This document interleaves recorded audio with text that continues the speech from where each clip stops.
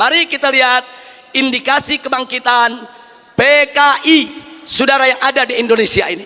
Kita mulai dari yang pertama. Kita semua sama tahu ada kelompok yang begitu ngotot menuntut pencabutan TAP MPRS nomor 25 tahun 1966. Kalau TAP MPRS ini dicabut, yang diuntungkan adalah keluarga besar PKI. Ini indikasi saudara. Enggak mungkin yang bukan PKI menuntut pencabutan daripada TAP MPRS tersebut. Karena kalau TAP MPRS nomor 25 tahun 66 dicabut, yang untung bukan umat Islam, yang untung bukan tentara, yang untung bukan polisi, bukan, yang untung bukan negara, yang untung adalah kader-kader PKI. Nah sekarang yang kedua, saudara, sebelum tahun 1998, sejarah pengkhianatan PKI di Madiun 1948 maupun G30S PKI 1965 itu tercantum, diceritakan dalam sejarah Indonesia, masuk dalam kurikulum. Jadi dari tahun 1965 sampai 1998 sejarah pengkhianatan PKI merupakan bagian daripada kurikulum pendidikan untuk pelajaran sejarah Indonesia. Tapi begitu masuk reformasi 98, saudara, pelajaran tentang pengkhianatan PKI baik di Madiun 1948 maupun G30S PKI 1965 dihapuskan dari kurikulum pendidikan. Saya bertanya-tanya, siapa ini manusia yang punya kekuatan bisa menghapus materi pengkhianatan PKI dari kurikulum? Ini bukan seorang biasa, saudara. Dia punya kekuatan politik, dia punya kekuatan ekonomi, dia punya kekuatan sosial. Kalau hanya rakyat jelata biasa, nggak mungkin dia bisa menghapus daripada pelajaran pengkhianatan PKI dari kurikulum pendidikan Indonesia, saudara. Dan dampaknya serius. Sejak tahun 98 sampai hari ini, saudara, apa yang terjadi? Yuk mari kita lihat, saudara. Anak-anak SD, SMP, SMA yang di tahun 98, saudara, baru mulai mencicipi sekolah, mereka nggak dapat lagi pelajaran tentang pengkhianatan PKI. Jadi dari tahun 98 sampai hari ini, generasi muda kita yang umurnya sekitar 25 sampai 27 tahun, mereka nggak tahu apa dan bagaimana PKI, saudara. Saudara, ini kurikulum ini penting. Kurikulum ini membentuk daripada ideologi bangsa. Kurikulum ini membentuk pemikiran filsafat bangsa. Kalau sudah dihapuskan dari kurikulum, jangan kaget kalau anak-anak muda kita saat ini umur 20-an, saudara, 25 atau 27 ke bawah, tidak ada yang tahu PKI. Bahkan mereka merasa bangga pakai kaos dengan gambar Palu Arit karena ketidaktahuan mereka, saudara. Sebelum tahun 98, saudara, televisi nasional khususnya TVRI setiap tanggal 30 September selalu memutar ulang film tentang pengkhianatan G30S PKI.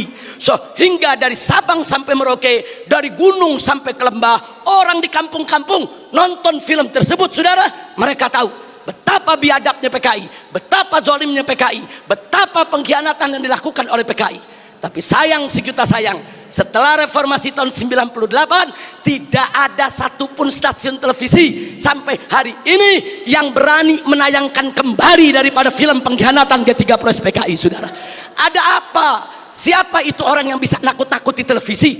Siapa itu orang yang bisa neken media televisi? Siapa itu orang yang menguasai media di kita punya negeri sampai media takut, nggak berani untuk menayangkan film itu kembali, saudara? Nah, ini fakta, ini merupakan indikasi kebangkitan PKI yang tidak terbantahkan. Omong kosong kalau ada mengatakan PKI tidak akan bangkit. Omong kosong kalau ada mengatakan PKI akan bangkit atau PKI ini sudah final tidak akan bangkit lagi. Omong kosong, saudara. PKI sedang bergerak, PKI akan bangkit kembali, PKI akan melibas kita semua kalau kita tidak merapatkan barisan dari sekarang, saudara. Dulu sebelum 98 ada Litsus, penelitian khusus bagi pejabat publik di Indonesia, saudara. Seseorang ingin jadi gubernur, ingin jadi kepala daerah, apalagi mau jadi menteri, saudara, ada penelitian khusus. Siapa dia? Bagaimana ideologinya? Apa keterkaitannya dengan PKI, saudara? Kalau terbukti ada keterkaitan dengan PKI, apalagi mengusung ideologi PKI, tidak akan pernah dilantik oleh negara sebagai pejabat publik, saudara. Tapi semenjak tahun 1998 Litsus ditiadakan. Nah, kemudian baik yang kelima, saudara, putra-putri PKI keturunannya masuk ke partai-partai politik, masuk ke instansi lembaga-lembaga negara, saudara. Dan dari sanalah, saudara, mereka mempengaruhi kebijakan-kebijakan untuk keuntungan PKI. Baik, yang keenam, mari kita lihat lagi, saudara. Kita tidak boleh menutup mata. Sejak tahun 1998 begitu banyak buku-buku yang membela PKI. Dibagikan secara gratis, dijual dengan bebas di toko-toko buku, saudara. Pemerintah kita nggak mampu untuk melakukan tindakan apapun. Real, fakta, saudara. Bahkan ada satu anggota dewan, pimpinan satu komisi di DPR RI, saudara, begitu bangga mengarang buku mengatakan dengan judul "Aku Bangga Jadi Anak PKI".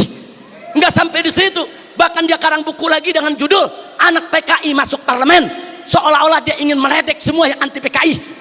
Manusia-manusia Indonesia yang anti PKI, ada urusan apa dengan kalian? Aku bangga jadi anak PKI. Bangsa Indonesia yang anti PKI, ada apa dengan kalian benci PKI? Ada apa musuh PKI? Aku anak PKI masuk parlemen dan aku bangga menjadi anak PKI. Inna lillahi wa inna ilaihi rajiun. Ini indikasi. Yang ngomong yang sebelah sana. Mari kita lihat yang nomor 7, saudara. Adanya usulan RUU KKR, Komisi Kebenaran dan Rekonsiliasi. Ini juga tidak lepas dari peran-peran untuk kepentingan PKI. Kemudian yang ke-8, bagaimana Komnas HAM, luar biasa, saudara. Berikut LSM liberal yang menjadi LSM komprador, saudara, yang bersuara untuk kepentingan asing. Juga mereka semua bersuara untuk membela PKI. Yang ke-9, maaf saudara, ya, ada bantuan Cina kepada Indonesia, berikut kompensasinya. Saya tidak campur urusan ekonomi negeri ini, saudara. Tapi kalau sudah bantuan dari negara komunis Cina ke Indonesia dengan kompensasi tenaga kerja yang masuk Indonesia, wajib untuk diwaspadai, saudara. Nah, kemudian jangan lupa yang ke-10, saudara. Ada beberapa parpol, bukan satu, yang terang-terangan mengirim kader-kadernya ke Republik Rakyat Cina untuk ikut pendidikan politik. Mereka dididik oleh Partai Komunis Cina, saudara. Ada apa? Ya, itu hak partai tersebut, itu hak pribadinya, saya tidak ikut campur. Tapi saya sebagai bangsa Indonesia punya hak untuk mewaspadai partai-partai yang menjalin kerjasama dengan Partai Komunis Cina, saudara. Yang ke-11, di mana-mana ada seminar, ada temu kangen, saudara. Di mana-mana ada temu kangen PKI, seminar PKI, saudara. Sementara, saudara, dari pihak aparat keamanan setengah hati untuk membubarkan mereka, saudara. Berapa kali di Taman Ismail Marzuki mereka menggelar acara, bikin kegiatan, saudara. Ada bentrokan dengan gerakan bela negara, dengan laskar-laskar FPI di beberapa tempat, saudara. Ada apa? Ada lagi anggota-anggota dewan yang merupakan kader PKI menggunakan kunjungan kerja mereka untuk membuka temu kangen kader PKI sebagaimana terjadi di Banyuwangi beberapa waktu yang lalu, saudara. Yang ke-12, pembentukan ormas Orsospol yang berafiliasi kepada PKI, pemutarbalikan segara PKI dan lambang PKI, saudara. Saat ini di kalangan selebritis kaula muda, dan maaf, sampai Menko Polhukam, maaf, harus saya sampaikan, saudara. Begitu kami protes adanya kaos-kaos berlogo PKI, Pak Menko mengatakan, saudara, tentara dan polisi tidak usah over, jangan berlebihan, jangan kalau ada logo PKI dianggap PKI. Ini kan cuma tren anak muda. Logo PKI itu termasuk sosialisasi lambang PKI. Itu dilarang, saudara, oleh TAP MPRS nomor 25 tahun 66, dilarang juga oleh Undang-Undang nomor 7 tahun 27 tahun 99, dilarang juga oleh TAP MPR RI nomor 1 tahun 2003, dan dilarang oleh KUHP pasal 107 A, B, C, dan D serta E, saudara. Nggak bisa. Kalau itu sudah masuk larangan, seorang Menko Polhukam tidak berhak melindungi logo Palu Arit hanya dengan alasan itu adalah tren kaula muda, saudara. Takbir, Allahu Akbar, merdeka.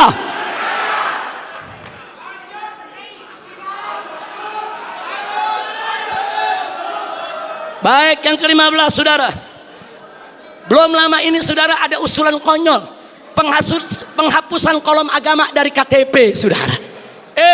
kalau kolom agama dihapuskan dari KTP, saudara, maka ini merupakan kesempatan bagi kalangan ateis, bagi kalangan PKI untuk tidak lagi mencantumkan agamanya, saudara. Ini berbahaya. Ini merupakan indikasi kebangkitan PKI. Baik, yang ke-16, saudara, dorongan untuk minta maaf kepada PKI. Ada apa? Saya ditanya sama wartawan, Habib Rizik, ini bagaimana sikap FPI kalau presiden sampai minta maaf kepada PKI? Saya jawab, kalau presiden ngotot meminta maaf kepada PKI, saya usul sekalian saja minta maaf sama Belanda dan Jepang. Jangan tanggung-tanggung minta maaf, saudara. Minta maaf saja. Belanda, maaf dulu pejuang kami membunuh tentara Belanda. Jepang, maaf dulu gerilyawan kami membunuh Anda.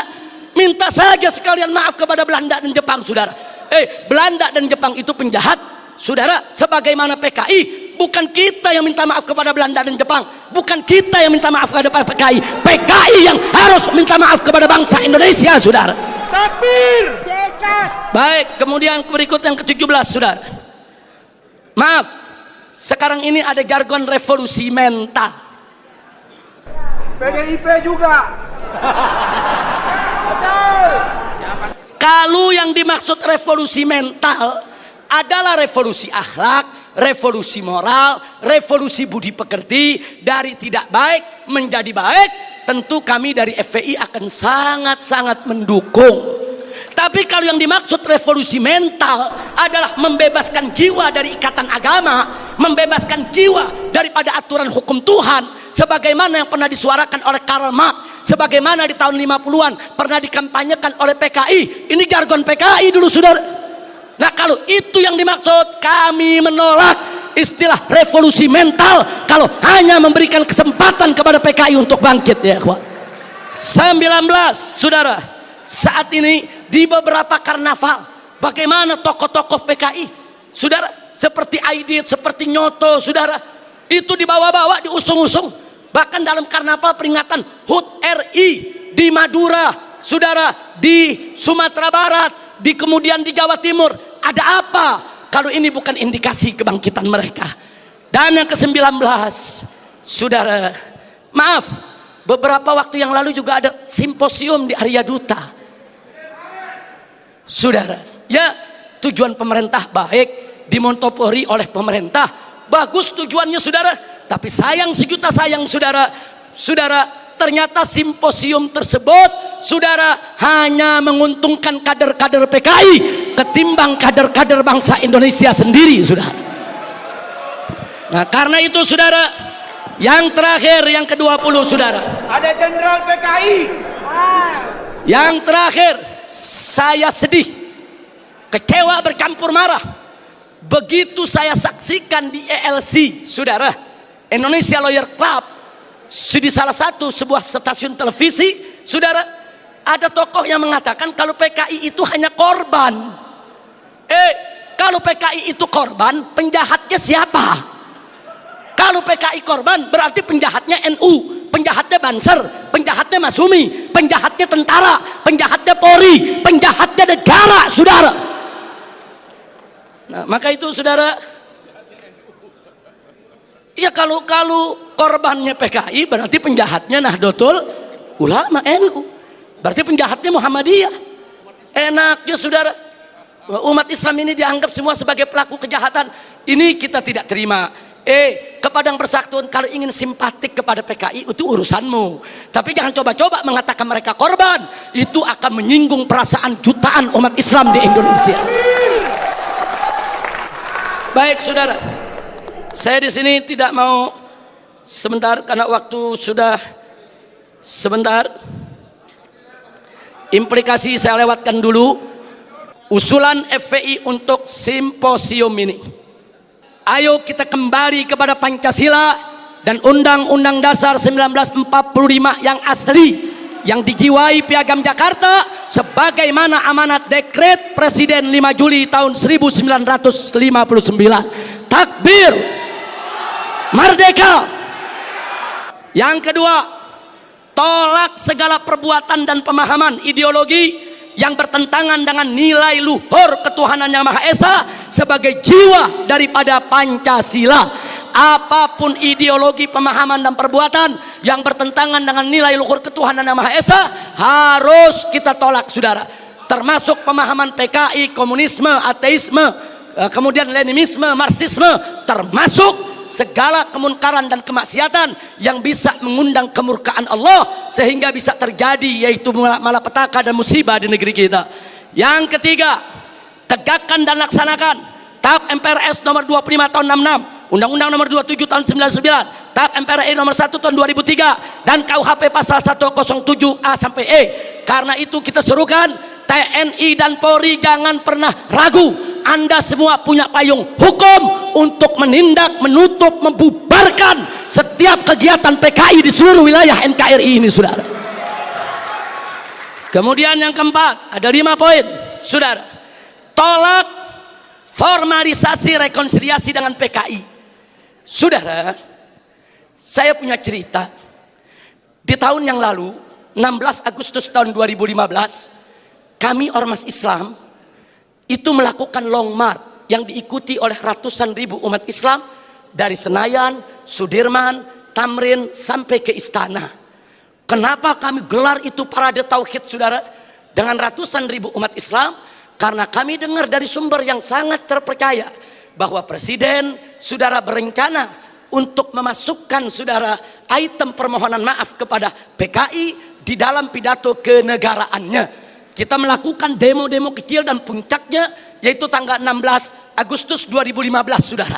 Nah, lalu apa, saudara? Di situ umat Islam sepakat kalau Presiden Jokowi tetap ngotot meminta maaf kepada PKI atas nama negara, kami akan serukan umat Islam, saudara, dan seluruh bangsa Indonesia dari Sabang sampai Merauke, kita turun ke jalan lengserkan siapapun presiden yang membela PKI, saudara.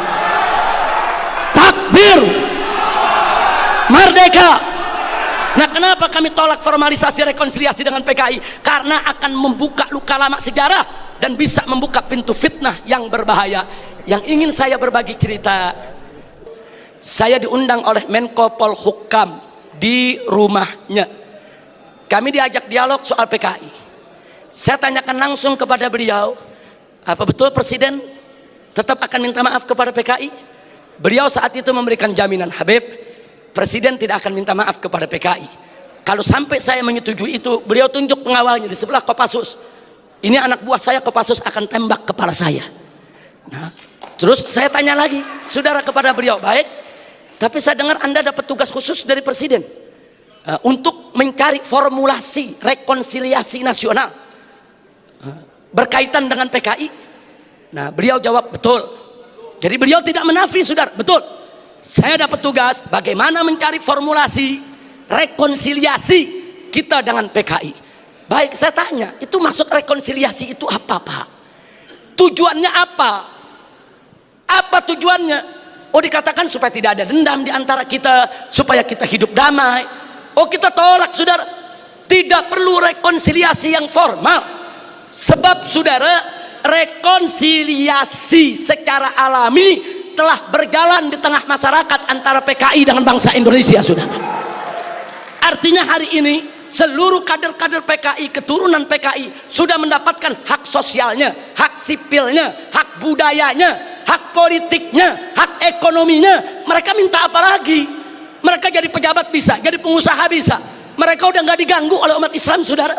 Itu rekonsiliasi alami, saudara. Tinggal kita minta kepada keturunan PKI tersebut, silakan kalian berkarya, silakan kalian ini berkarir, silakan kalian berjuang untuk bangsa ini. Tapi satu syarat, kami tidak akan ganggu kalian jadi pejabat, jadi bisnismen, jadi pengusaha. Tidak. Tapi syarat, jangan lagi bangkitkan ideologi komunis, jangan lagi bangkitkan partai komunis di Indonesia. Nah, tapi sekarang mereka minta lebih, mereka minta partai komunis dipulihkan kembali. Dan lebih kurang ajarnya lagi, saudara, mereka minta negara minta maaf kepada mereka. Ini rekonsiliasi macam apa? Maka itu rekonsiliasi yang diformalisasi oleh pemerintah, saya khawatir ini akan membuka luka lama sejarah dan ini bisa membuka fitnah yang sangat berbahaya, saudara. Makanya tepat yang dikatakan oleh Kiai Haji Salahuddin Wahid, cucu daripada saudara pendiri Nahdlatul Ulama beberapa waktu yang lalu, kalau presiden pemerintah ini sampai minta maaf kepada PKI akan melukai seluruh perasaan daripada warga NU. Dan saudara, lebih telak lagi yang disampaikan oleh anggota Dewan Pertimbangan Presiden, yaitu Kiai Haji Hasyim Muzadi. Beliau sampaikan langsung kepada Bapak Presiden, kalau Bapak minta maaf kepada PKI, bukan hanya NU yang terlukai, seluruh umat Islam bangsa ini akan terlukai. Ini bahaya, ini negeri udah damai, udah tenang, kita nggak ribut-ribut lagi soal PKI, saudara. Kenapa mau dikorek-korek lagi luka lama, saudara? Nah, karena itu saudara, kalau ada usulan bongkar itu kuburan massal yang isinya PKI, apa seluruh kuburan mau dibongkar? Kuburan kiai-kiai, santri-santri, saudara, umat Islam yang mereka sembelih, apa semua mau dibongkar? Apa semua juga mau dibangkitkan kembali, yaitu luka lama yang sudah ada? Ini pertimbangan tidak rasional, saudara. Karena itu kami dari FPI menolak formalisasi rekonsiliasi dengan alasan apapun, saudara. Tapi kami menerima kader-kader keturunan PKI saat ini dikembalikan hak sosialnya, hak ekonominya, hak politiknya, saudara. Kita terima, mereka bangsa kita, mereka saudara kita. Silakan hidup bersaudara berdampingan dengan kita, dan mereka harus tunduk kepada Pancasila. Jangan lagi menghidupkan daripada komunisme. Sebagai penutup yang kelima, saudara, saya ajak semua yang ada di sini untuk menyerukan jihad konstitusional secara nasional melawan semua gerakan komunis dan neolib untuk selamatkan keutuhan negara kesatuan Republik Indonesia, saudara. Takbir, Allahu Akbar, merdeka. Itu saja yang bisa saya sampaikan. Hadiahnya Allah wa iyyakum ila siratal mustaqim. Wassalamualaikum warahmatullahi wabarakatuh.